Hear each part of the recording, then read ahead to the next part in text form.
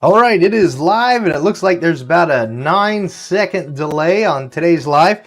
So give me 4 more seconds. I just want to make sure that my actual voice audio is coming through.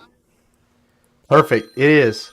All right, that is the call that's ringing right now that I am wanting to take, and I'm going to have to give her a call right back. Today's video, if you're a listing agent and you're struggling with ways on how to make it easier to or less stressful to handle multiple offer situations with your seller in today's 2022 real estate market, this video is going to give you a couple tips that you can add to your toolbox to make that whole process a lot easier. Let me pull up my notes real quick, and as I'm doing that, if this is your first time to my channel, my name's Josh Barnett. I'm a real estate agent with eXp Realty. I help mentor and train agents to become successful, make their lives less stressful in a way to show them how to expand their business. So if you've been thinking about eXp Realty, if you have questions about eXp Realty, don't hesitate to reach out to me. I definitely want to get those questions answered for you. And if anything, you'll get a second person's opinion on it, because every person's opinion on everything, not just eXp Realty, but everything, has a different, has their perspective from it. So I'd love to tell you my perspective, love to tell you how eXp Realty has helped me with my business, how my sponsors at eXp Realty have helped me with my business, and in turn will help you with your business, just so that you have another idea on different avenues and benefits of eXp Realty. The company itself is just amazing. It's a agent-centered brokerage.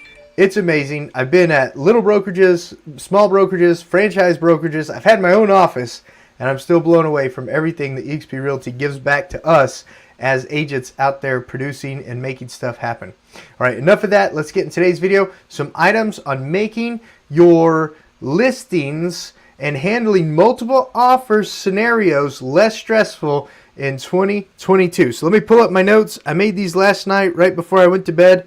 I was up all night processing multiple offers on one of the listings that we just took.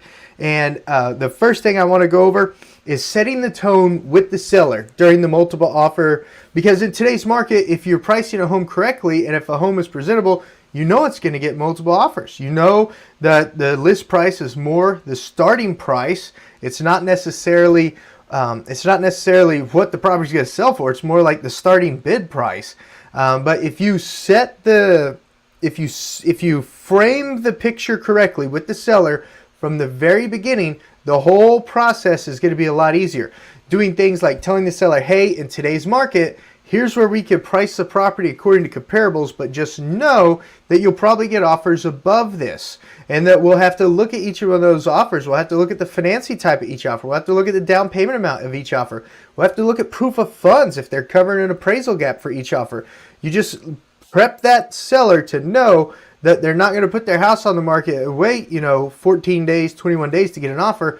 We're going to put it on the market. They're going to have 30, 40 showings, and then we're going to start processing those offers as they come in. So prepping the seller first is what you want to do in the offer situation.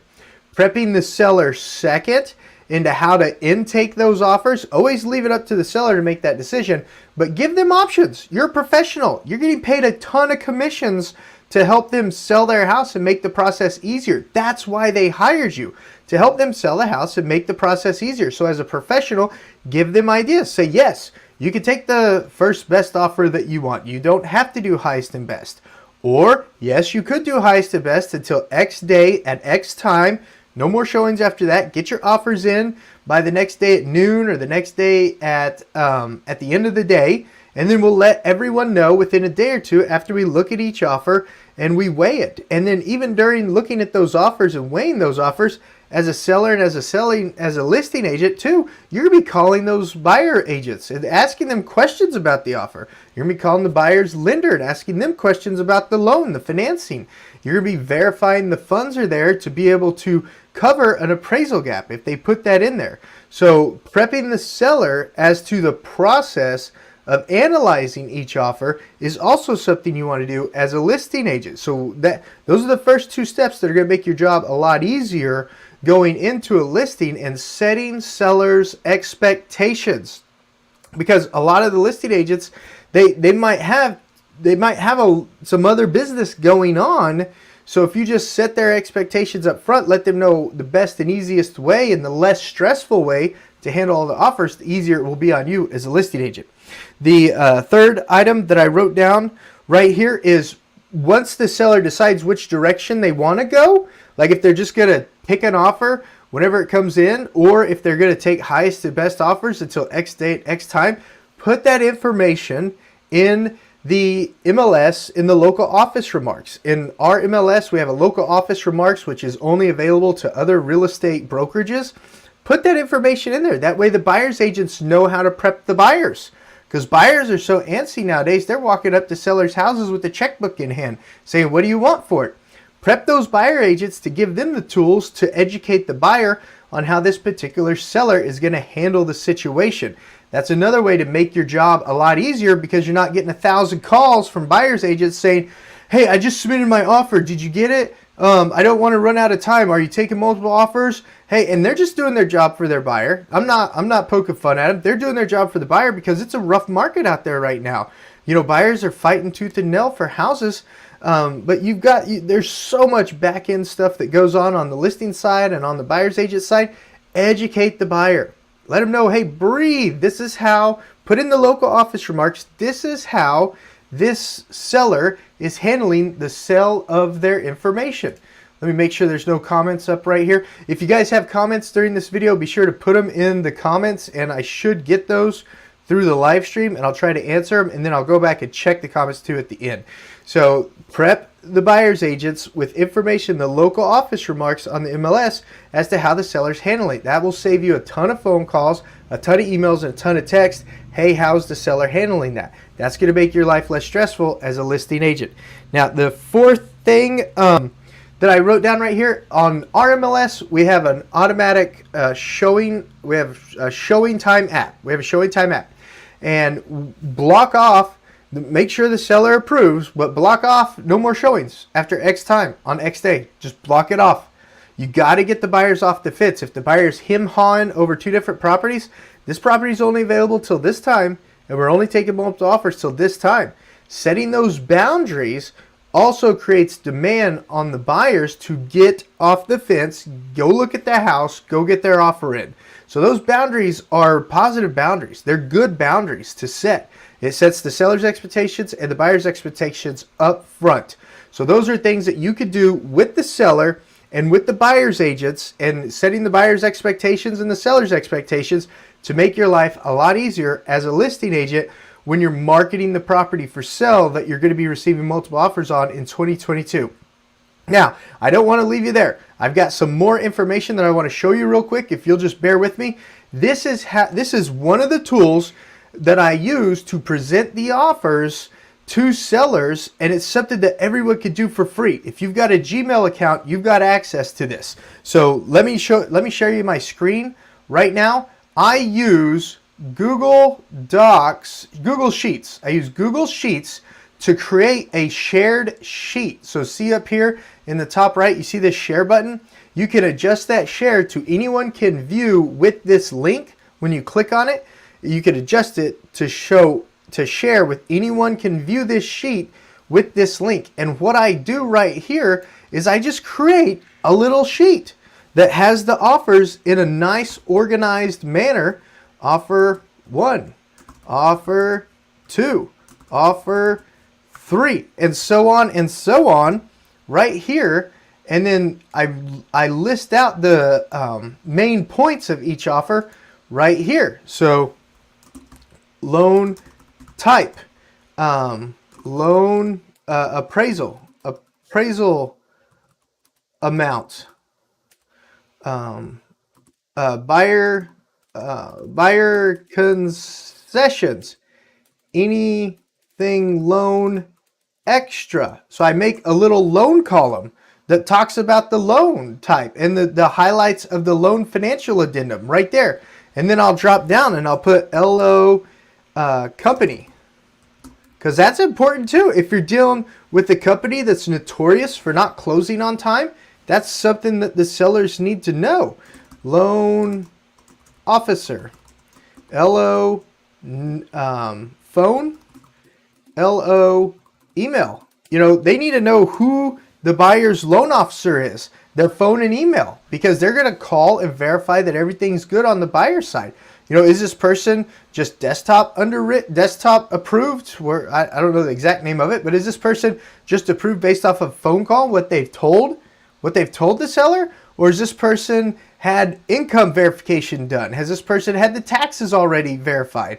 Has this person already gave the lender their bank statements, their two pay stubs? Has this buyer gone the extra step to make sure they're fully approved, not just pre-qualified in the loan process? That's really important to put that information in these offers so the seller can make the most informed decision. And then you'll go to things like the contract. So contract attachments, sales price, that's important. Earnest money, closing date, any reserves, any included items,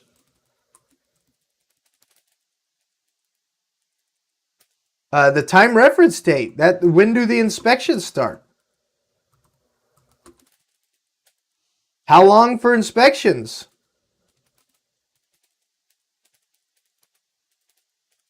And then you just go through here and you list out all the highlights of your contract. And then at the very bottom, of course, the most important is there's two really important things. At the very bottom, put something along the lines of, where's my cursor on here? Okay, I'm so sorry. Tell me when my head's in the way. I did not mean to do that, folks. I'm so sorry. Let me just switch over here real quick. I don't want to be in the way. Two very important things. When does the buyer's offer expire? If it's the best offer in the world and the seller wants to accept it on its face, you need to know when it's going to expire. I wonder if I quit talking when I did that. I don't think I did. Let me double check something real quick, folks. If you can still hear me, give me a thumbs up, please. If you get, okay, I should still, let me double check the audio. This software is still new to me, and I don't want to not give you this information. I'm doing an audio check right now.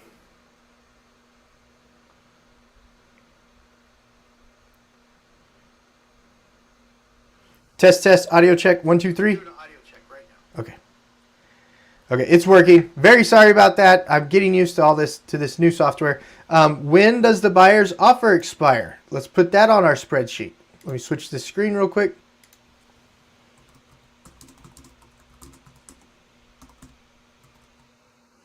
Okay, and then what is the estimated net to seller? Those are two very important items. Two very important items. And so you can freeze these frames. Just click the column, alpha, then click view, and you want to freeze column 1, and then you want to freeze row 1. So when you scroll down, the rows stay there as you're going through the information, and as you scroll over, the column, the identification column stays there as you're scrolling over. So that's a real easy way that you could build a spreadsheet to help the seller look at the offers and compare them side by side by side.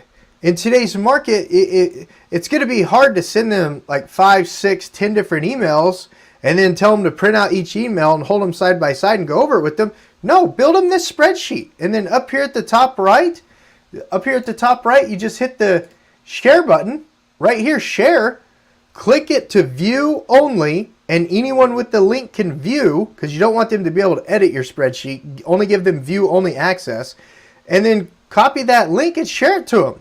Share it to them. That way they can look at it real time as you're updating it.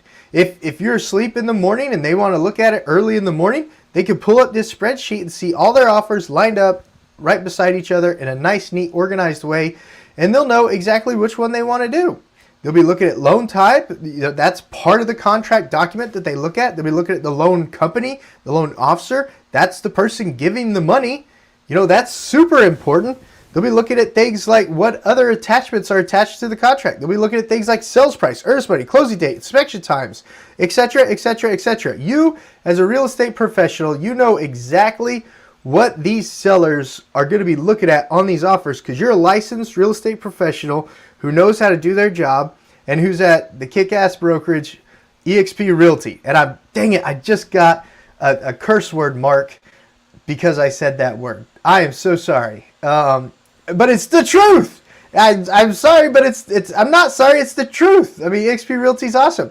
Guys, I want to teach you everything I know. Been in the business 14 years, been at a small independent brokerage, large independent brokerage, been at a franchise brokerage, had my own office, and I'm still at EXP Realty. I do not kick myself, but I really wish I had joined back in 2015. I can't kick myself. You know, bygones are bygones, and I wish I'd gotten over here earlier. Don't be like me. Don't wait.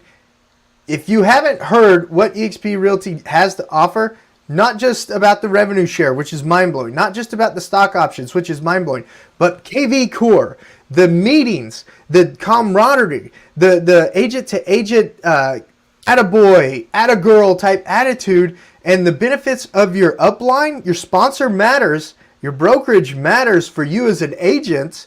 It matters to help your business, which helps your customer.